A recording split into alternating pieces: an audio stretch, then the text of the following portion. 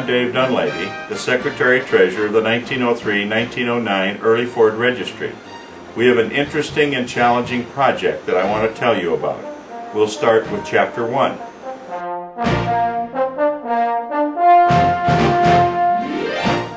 We're in Richard Oswald's backyard, and as you can see by the stuff around us, we have a pile of Ford parts.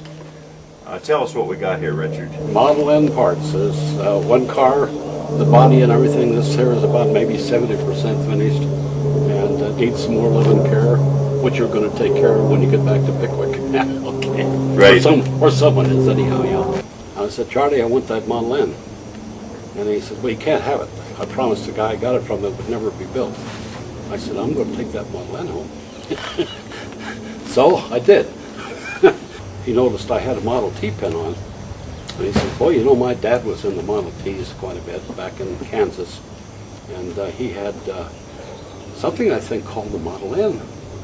And I said, well, I'm interested in that very much. So I drove another 100 and some miles, I think, to get to where it was. And the garage, what had to be in the garage, everything else for the first car, it was still there. What year was it? Parts.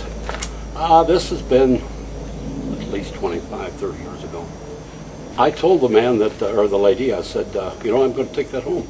She said, that's fine. I had my pickup. She says, I've talked to my son. You deal with him.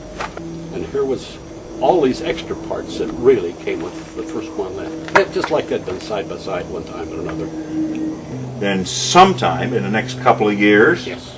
we'll give you a call and say, come and take a ride. That's what I want to. I'm going to drive it. I don't want to take a ride. Okay.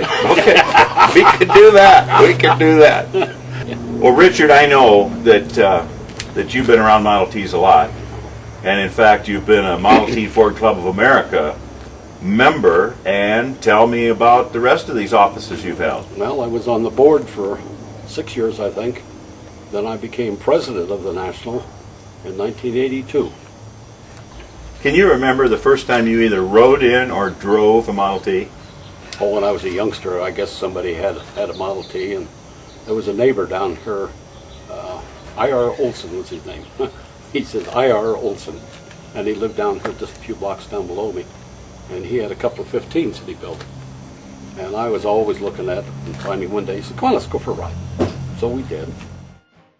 This is great. Show them. Look at that. So I went down to the Colorado License Bureau, and I got these two plates. Magnificent. 1906 and 1907, yeah. You know something? It says Colorado. Yeah.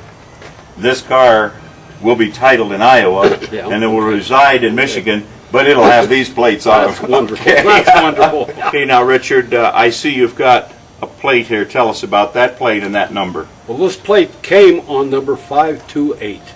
It was on the front of Which the is seat. sitting right here. Yeah, which is right on the front of the seat is where this went. It was tacked on there with a couple And that number matches the engine number. and also the frame. And the frame number. Okay. There's a frame number Okay. too. It's number 528. The Ford Model N number 528 was disassembled and loaded in a trailer along with her sister and many other Model N and Model T parts. The trip to Denver to pick up the car parts and deliver them to Detroit was more than 4,000 miles. President Floyd Jaynard and I arrived at the Paquette plant in Detroit on June 22, 2008. We had a great crew of volunteers helping unload and carry the parts and boxes to the third floor of the factory museum. This is the end of Chapter 1 of this living history. The parts are back home, more than 100 years after they were assembled. Jerry Van Oudegem, his Restoration and Preservation Committee, and other volunteers will now start working, making Richard Oswald's dream come true, to drive the Ford Model N number 528 at the Paquette factory.